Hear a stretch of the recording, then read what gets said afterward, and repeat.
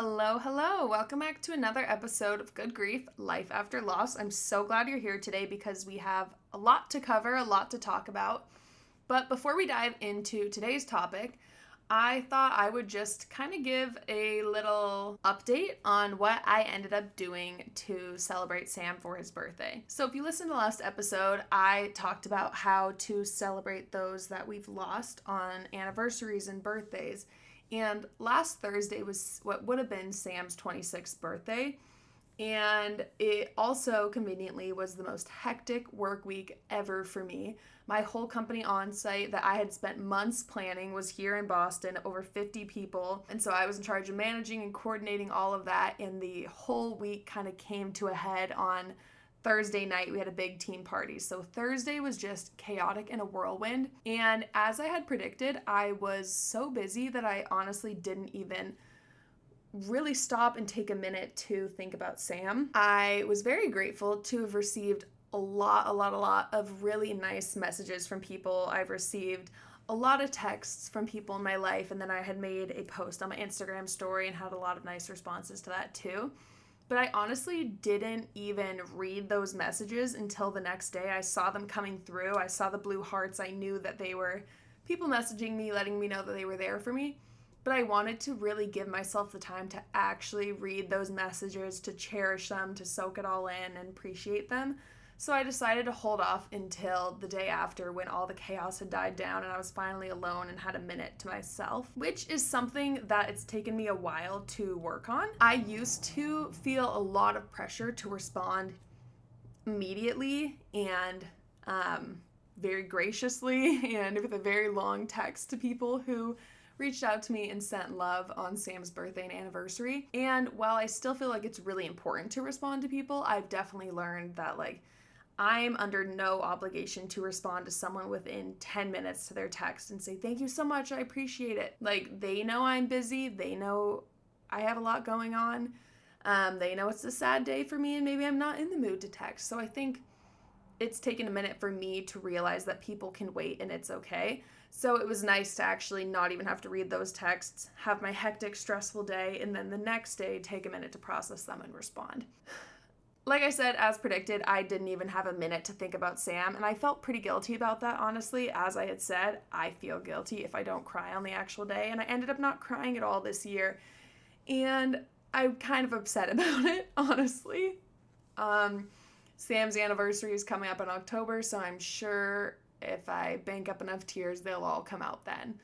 But I ended up on Friday after work, my boyfriend and I went and got stuff and made a charcuterie board. We grabbed some drinks and we walked to Sam's bench in Boston, the bench I mentioned last week that someone made in Boston for their Sam they lost, I'm assuming, that says a place for Sam to sit forever. And we ended up going over to the bench and just enjoying the sunset. It was actually really funny. We were laughing because we got there. The area is kind of like a half circle facing the water and there's a bunch of benches. And of course we got there. The one bench that was taken was Sam's bench, and there was a couple sitting on the bench for probably 20 minutes. So we sat on the bench across from them, just waiting for them to leave so we could go sit on the bench.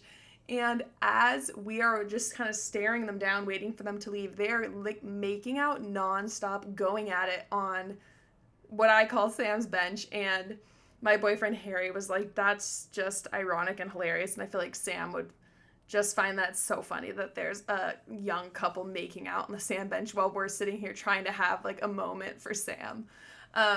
So it was kind of funny. And like I said, I didn't cry. I honestly didn't do my normal routine. I didn't listen to Sam's songs, didn't scroll through my camera roll. I felt really overwhelmed and distracted and busy and anxious with work alone that I decided to not put pressure on myself this year for Sam's birthday, and I'm sure I'll make up for it in another year.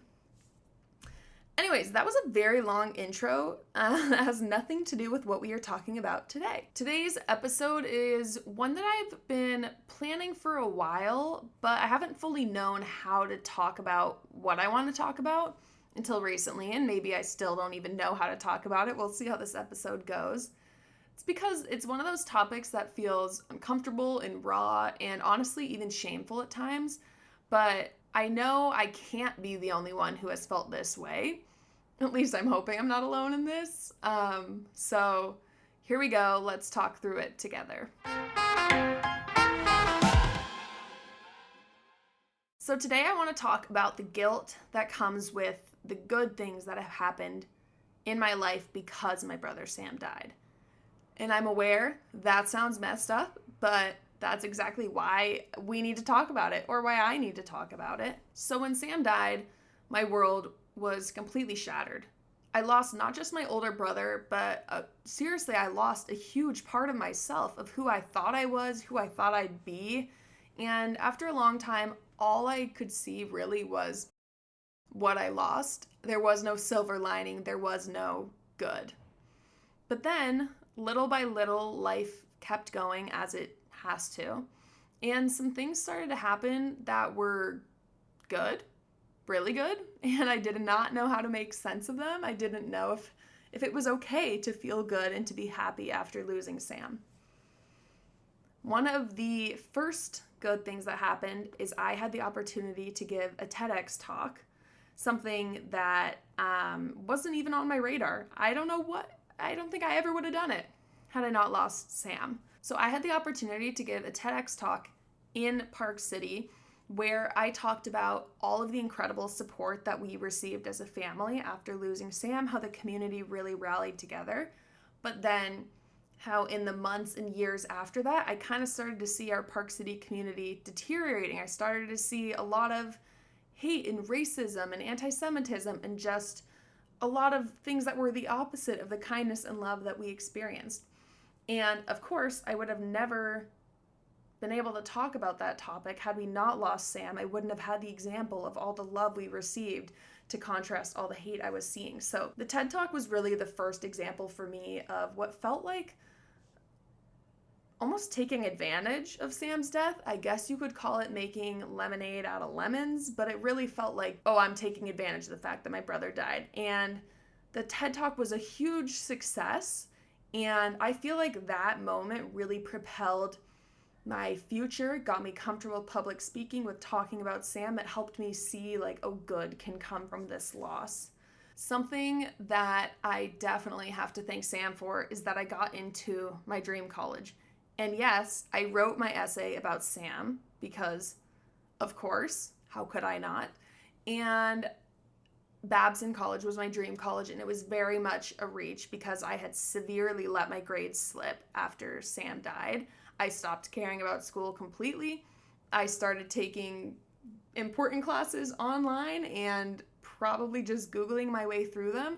To this day, if you give me a map, I probably can't identify a bunch of countries because Sam died and I decided geography wasn't important and I took it as an online class. So all that to say, my grades were not good enough to be accepted to my dream college, Babson College. But I wrote my essay about Sam and that connected with someone on their side. And then when they didn't give me a big scholarship, my dad was able to go talk to them and share the story of Sam and Live Like Sam. And they really hooked me up with a very generous scholarship. And getting into Babson and getting that scholarship are two things that I just, like, I hate to have not believe in myself, but I don't believe that I would have done it alone without Sam. And I hate that. But had I not had the tragedy of losing Sam and having that story to tell, I don't know that I would have gotten into my dream school and gotten that scholarship. And of course, the biggest thing is I've had the chance to build the Live Like Sam Foundation, which has changed so much for me. It's given me an opportunity to celebrate Sam's legacy, to cope with my grief in a healthy way, to really have something I can put my name on that I'm proud of. Honestly, as bad as this sounds, being able to put on my resume co-founder of Live Like Sam, a huge nonprofit that's making a difference, that's raising so much money and supporting so many youth, like, had I not lost Sam, what would my resume have looked like? And again, I really hate that I'm having this thought, but it's thoughts I'm having. I've had the opportunity to speak at events. I've won awards. I've met incredible people. And now I get to host this podcast. All of these doors have opened for me. And that's amazing. But I cannot ignore the fact that they opened because my brother died, because of the story that I carry. And sometimes I feel like I'm standing in those moments on the TEDx stage at the college I dreamed of, working for Live Like Sam. And I love all those things, but there's this little voice in the back of my head that's saying, would you even be here if Sam hadn't died? Are you only interesting because you have a dead brother? Are people only paying attention to you because your story is tragic? Would you just be a basic girl with nothing important had this not happened? That voice is guilt. It's survivor's guilt, it's grief guilt, whatever you call it. I don't know what it's called, but it shows up in the sneakiest of ways. It tells me that I don't deserve the good that I have received, or that I shouldn't be happy because the reason behind the good is so horrible, and that it's somehow wrong to grow in the wake of someone else's death.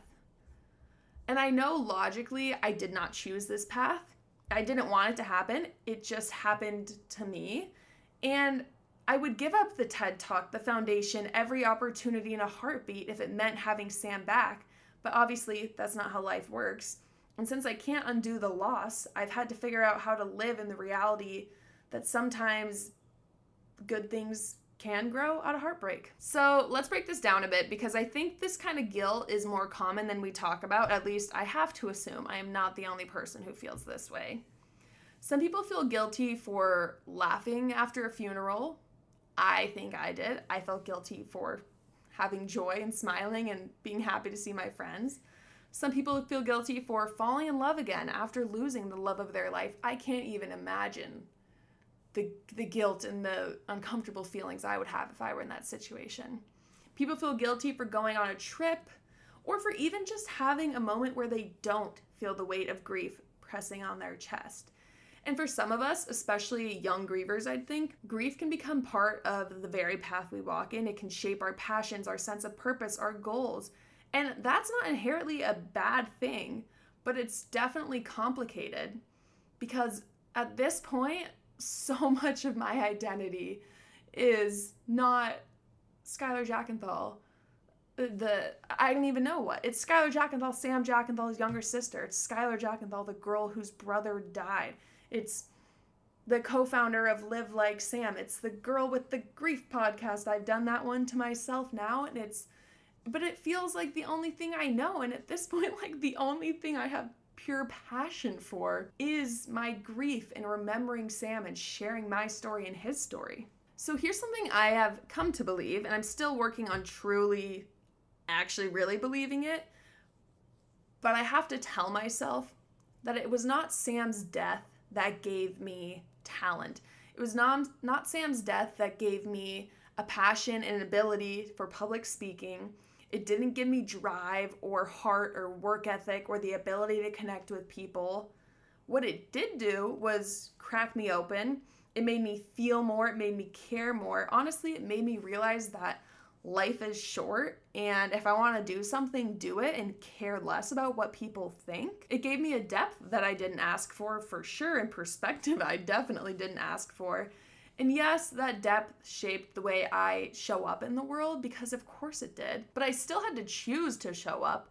I still had to write my college essay. I still had to audition for the TED Talk and write it and practice it and perform it. Like, I didn't just show up to an interview and say, oh, I run a nonprofit, period. No, there had to be more to me, and there is more to me. I still had to do the work. And I think I have to remind myself of that sometimes. Maybe even if others aren't asking for proof, it's me who needs the reminder. And so much of what I've accomplished in life and the opportunities I've been given in life came from who Sam was, not just from the fact that he died.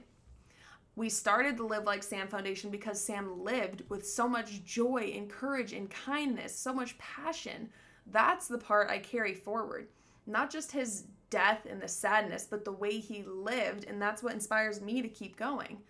And yes, it's true that the experience of losing Sam changed my life forever, but that doesn't make it a 100% bad experience.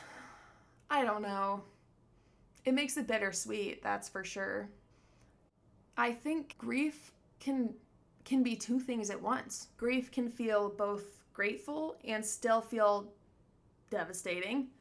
I can grow and still miss Sam every day. I can love the life I'm building, but still ache for the one that I thought I had, that I want, and that I wish I could have. I feel like I just need to stop questioning myself and who I am, and know that without Sam's death, I still have things to offer to the world. I think it's hard because I've shaped so much of what's important to me in life around what happened to me, around the fact that I lost my brother. And there are a lot of really good things that have come from it, and that's okay. So maybe the better question isn't who would I be if Sam hadn't died, because I hate that question. I need to stop asking. Maybe it's how can I live in a way that honors who he was while honoring who I've become and who I want to be. And that's what I'm trying to do every day. Not perfectly, definitely not gracefully, but honestly, openly, with love, with passion. This was a short episode, but I feel like I just needed to talk about it, and I need to acknowledge this thought that I have very, very often. Like, it's wrong to take advantage of a horrible situation, but I'd rather have all this good come for me in my life from losing Sam than to have bad things come from it. And if I think about it that way, if no matter what, Sam died, and either a lot of good can come from it or a lot of bad, shouldn't good come from it? Shouldn't joy and love and kindness and positivity and opportunities come from it? I think so. I think Sam would want that. So, thank you for sitting with me today. If this episode resonated with you, I would honestly love to hear your thoughts, because I feel like I need to know that I'm not alone in this. So please reach out on Instagram at goodgrief.pod. Leave a review on this episode. It really helps others find the podcast. And if you're feeling guilt about the growth that's come from your own loss, just give yourself extra grace. You deserve it. And if you're in the exact opposite and you're like, nothing good has come from my loss, only sadness and pain and anger and grief, that's okay too. It takes time, and I hope you can find a way to make lemonade out of lemons. Honestly, that's the best way to say it. I think it's fair to sit in that sadness and to feel that pain, but you can't be there forever. And what's most important about grief is not getting through it and processing it and moving on forever, but it's finding ways to live with it and still live a happy, healthy, positive life after losing someone. And it doesn't mean you need to be doing something huge like starting a foundation. Just honoring them in your own time, in your own way, and taking care of yourself is just as important. Again, thank you for being here. And until next time, take care of yourselves, take care of each other, and see you next week.